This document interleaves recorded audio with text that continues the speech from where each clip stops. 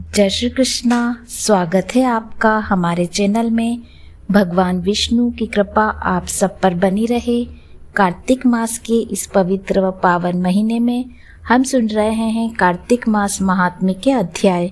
9 अध्याय हम सुन चुके हैं। आज हम आपको सुनाने वाले हैं 10वां अध्याय।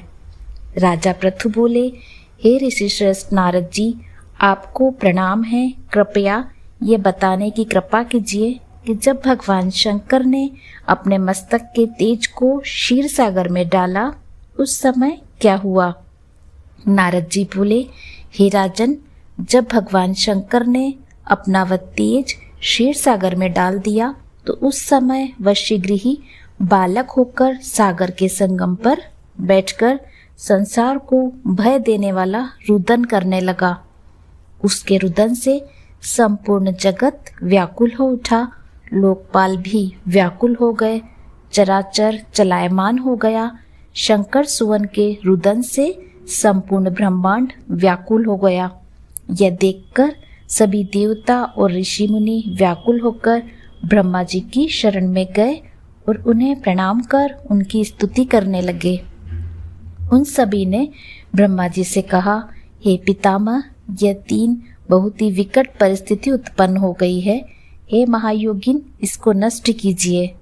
देवताओं के मुख से इस प्रकार सुनकर ब्रह्मा जी सत्यलोक से उतरकर उस बालक को देखने के लिए सागर तट पे आए। सागर ने ब्रह्मा जी को आता देखकर उन्हें प्रणाम किया और बालक को उठाकर उनकी गोद में दे दिया। आश्चर्यचकित होते हुए ब्रह्मा जी ने पूछा, हे सागर, यह बालक किसका है? शीघ्रता पूर्वक कहो। सागर विनम्रता पूर्वक बोला, प्रभु, यह तो मुझे ज्ञात नहीं, परंतु मैं इतना अवश्य जानता हूँ कि यह गंगा सागर के संगम पर प्रकट हुआ है।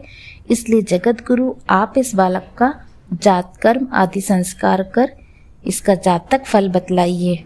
नारद जी राजा पृथु से बोले, सागर ब्रह्मा जी के गले में हाथ डालकर बार बार उनका आकर्षण कर रहा था। फिर तो उसने ब्रह्मा जी का गला इतनी जोर से पकड़ा, उससे पीड़ित होकर ब्रह्मा जी की आंखों से अश्रु टपकने लगे। ब्रह्मा जी ने अपने दोनों हाथों का जोर लगाकर किसी प्रकार सागर से अपना गला छुड़वाया और कहा, हे सागर, सुनो, मैं तुम्हारे इस पुत्र का जातक फल कहता हूँ। मेरे नेत्रों से यह जल निकला है, इस कारण इसका नाम जलंधर होगा। उत्पन्न होते ही यह तरुणावस्था को प्राप्त हो गया है, इसलिए सब शास्त्रों का पारगामी, महापराक्रमी, महावीर, बलशाली, महायोद्धा और रण में विजय प्राप्त करने वाला होगा। यह बालक सभी दैत्यों का अधिपति होगा। यह किसी से पराजित न होने वाला तथा भगवान विष्णु को भी जीतने वाला होगा। भगवान शंकर को छोड़कर यह सबसे अवध्य होगा। जहाँ से इसकी उत्पत्ति हुई है वही जाएगा। इसकी पत्नी बड़ी पतिव्रता, सौभाग्यशालिनी, सर्वांग सुंदरी, परम मनोहर, मधुर वाणी बोलने वाली तथा शीलवान होगी। सागर से इस प्रकार कहकर ब्रह्मा जी ने शुक्राचार्य को बुलाया और उनके हाथों से बालक का राज्याभिषेक कराकर स्वयं अंतर्ध्यान हो गए। बालक को देखकर सागर की प्रसन्नता की सीमा न रही। वह हर्षित मन से घर आ गया। फिर सागर में उस बालक का लालन पालन कर उसे पुष्ट किया। फिर कालनेमी नामक असुर को बुलाकर वृंदा नामक कन्या से विधि पूर्वक उसका विवाह करा दिया। उस विवाह में बहुत बड़ा उत्सव हुआ। श्री शुक्राचार्य के प्रभाव से पत्नी सहित जलंधर दैत्यों के राजा हो गए। 10वां अध्याय समाप्त।